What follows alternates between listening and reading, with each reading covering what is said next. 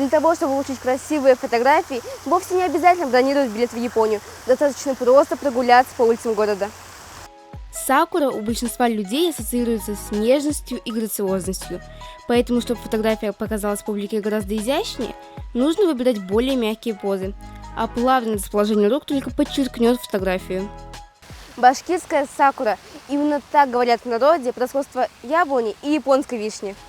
Я решила тоже пофотографироваться рядом с этим деревом. Лучше это делать с другом или подругой, которые вам сделают прикольные фотографии и умеют подбирать нужный ракурс и ваше положение тела. Но если друга нет, берите selfie-палку для лучшего угла обзора. Сразу скажу, фотографироваться, придерживая ветку, уже не модно. Чтобы придать нежности фотографии, нужно и одеться в пастельные цвета. Лучше всего для этого подойдут белый, розовый, сиреневый, голубой. Не старайся прятаться в тень, чтобы лишних пересветов и бликов на лице не было.